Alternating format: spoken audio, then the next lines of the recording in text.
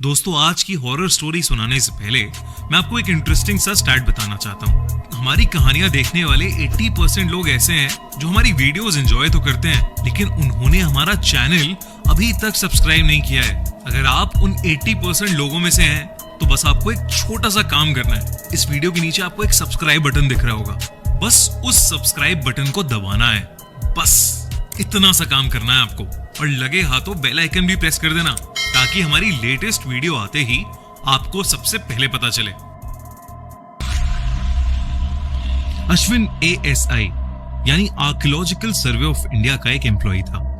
वो लोग अपनी टीम के साथ दिल्ली के सिरी फोर्ट की साइट पर काम कर रहे थे। क्योंकि फोर्ट का एरिया बहुत बड़ा था और रात को वहां चोर और ड्रग एडिक्ट्स कभी कभार आ जाते थे, तो उनकी टीम अक्सर दिन में ही काम किया करती थी। लेकिन आज का दिन अवनीश के लिए कुछ अलग था, क्योंकि वो वहां एक पूरी रात अकेले बिताने वाला था।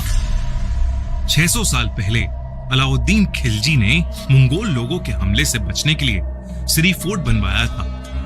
माना जाता है कि खूंखार मंगोलों के अटैक्स का जवाब देने के लिए खिलजी ने गुस्से में आकर 8000 मंगोल सिपाहियों के गले काट दिए और उन सभी सिपाहियों के सर काटकर सिरी फोर्ट की दीवारों में चुनवा दिए थे। जिसके बाद इन दीवारों के अंदर एक पूरा शहर बसाया गया, जिसका नाम भी उन दीवारों में दफन सिरों की वजह से सिरी रखा गया। लोगों का मानना है कि आज भी वहां उन सभी सरकटे सिपाहियों की आत्मा भटकती है। वहां के गार्ड्स ने अवनीश को बताया कि लोगों को यहाँ रात को घोड़े की, सरकटे मंगोलों के चीखने की, मदद मांगने की अजीब सी आवाजें आती हैं। जो लोग रात को यहाँ रुके हैं, उनके मुंह दीवार पर रगड़कर उन्हें मारने की भी कोशिश की जा चुकी है। ये सारी बातें सुनकर अवनीश की सिरी फोर्ट में दिलचस्पी और बढ़ गई। वो अब वहां एक रात रुककर देखना चाहता था कि सिरी फोर्ट में एक्चुअली ये सब चीजें होती हैं या ये बस एक कहानी है। जैसे दिल्ली की हर पुराने मॉन्यूमेंट के साथ कोई ना कोई भूतिया कहानी जुड़ी होती है। अंधेरा होते ही उसकी पूरी टीम वापस चली गई, लेकिन वो वहीं रुक गया। अपना कैमरा, टॉर्च और नोटपैड लेकर अवनीश अंदर चला गया। रात में उसे सिरी फोर्ट के शहर के खंडर दिन से भी ज्यादा सुंदर लग रहे थे।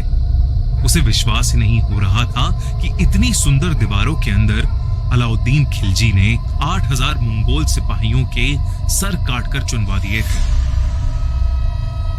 मस्जिद क्रॉस करके वो सबसे पहले बनी दीवार के कोने की तरफ चल पड़ा।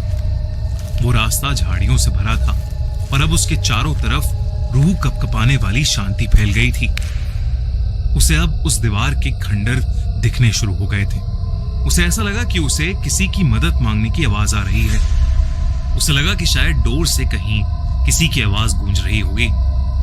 तो अवनीश ने उस पर ज्यादा ध्यान नहीं दिया, लेकिन उसने जैसे ही अपना कैमरा ऑन किया तो उसकी फ्लैश से आगे की दीवारें भी दिखने लगी, जिसमें उसे अचानक से दीवार के अंदर धंसा हुआ एक कटा हुआ सर दिखा। अवनीश घबरा गया। उसने कैमरा हटाकर दीवार की तरफ देखा, लेकिन वहां कोई नहीं था। जब उसने वापस कैमरे में देखने की कोशिश की तो उसका कैमरा अचानक बंद पड़ गया। अवनीश को यह बात बहुत अजीब लगी, क्योंकि जब वो वहां आया था तो उसके कैमरे की बैटरी फुल थी। वो अपने कैमरे को ऑन करने की कोशिश कर ही रहा था कि तभी उसे थोड़ी दूर से घोड़ों के चिल्लाने और दौड़ते हुए कदमों की आवाजें आने लगी। अवनीश ने कहानियों में सुना था कि रात को सिरी फोर्ट जिंदा हो जाता है। वहां की दीवारें उस जमाने का एक भ्रम बनाने लगती हैं और वो मरे हुए मंगोल अपने ही तरह लोगों को सिरी फोर्ट की खंडर हुई दीवारों में कैद कर लेते हैं। इसलिए जब उसने वो आवाज सुनी तो अवनीश ने सोचा कि सिरी फोर्ट से निकलना ही बेटर होगा।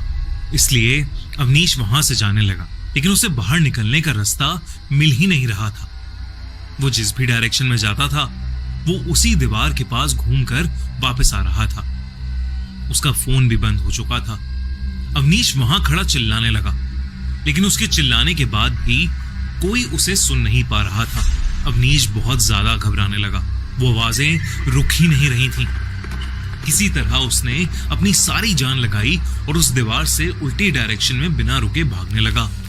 पर वो जैसे जैसे भाग रहा था, उन्हीं घोड़ों की आवाज और तेज होने लगी और उसके और पास आने लगी। भागते भागते वो फिर उसी दीवार के सामने आ गया। अभी एकदम से उसे दिखा कि उसी दीवार से एक कटा हुआ सर बाहर निकलने की कोशिश कर रहा है। उसके वॉर हेलमेट और चेहरे से साफ था कि वो एक मंगोल सोल्जर का सर था। अवनीश ने देखा कि उसका मुंह धीरे धीरे खुल रहा था,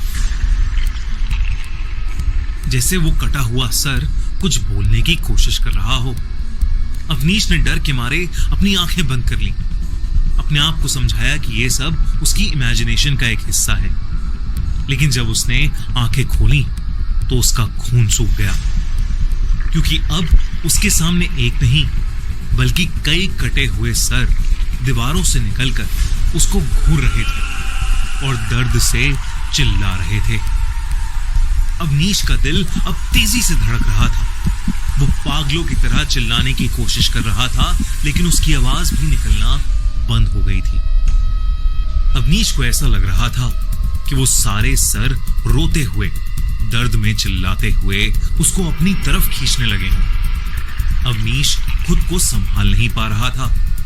उसके हाथ कांपने लगे थे और वो एकदम से उस दीवार की तरफ खिंचता चला गया। उसे ऐसा लग रहा था कि जैसे उन दीवारों में से कई हाथ निकलकर उसको जकड़ रहे हैं और दीवार की ओर खींच रहे हैं।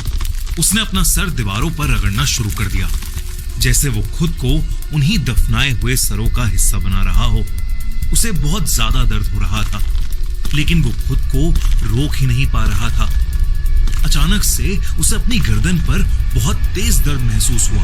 उसे ऐसा फील हो रहा था कि जैसे कोई उसका सर उसकी बॉडी से अलग कर रहा है। उसके चारों तरफ वो कटे हुए सर उसे ही घूरते हुए और तेज चिल्लाने लगे। अवनीश भी दर्द में चीखता रहा, लेकिन उसकी आवाज सुनने वाला वहां कोई नहीं था। अगली सुबह जब सिरी फोर्ट का एक गार्ड वहां राउंड ले रहा था, तो उसे अवनीश उसी दीवार से अपना सर रगड़ता हुआ मिला। उस गार्ड ने अवनीश को रोका, लेकिन वो पागलों की तरह बस खुद को उस दीवार के अंदर दफन करना चाहता था। जैसे तैसे उस गार्ड ने अवनीश को उस दीवार से दूर खींचा। अवनीश उस दीवार से दूर जाते ही नीचे गिर गया और एकदम से बेहोश हो गया। कुछ देर बाद अवनीश की आंखें हॉस्पिटल में खुली। उसने सबको अपने साथ हुई घटना के बारे में बताया। सब लोग अवनीश का एक्सपीरियंस सुनकर शॉक थे। उस दिन के बाद से अवनीश ने कभी वापस मुड़कर सिरी फोर्ट को नहीं देखा। सिरी फोर्ट के वो खंडर अभी भी वही हैं। आसपास के इलाकों में जिंदगी दिन रात चलती रहती है, लेकिन सिरी फोर्ट की दीवारों में वो मंगोल सिपाही आज भी वहां आपको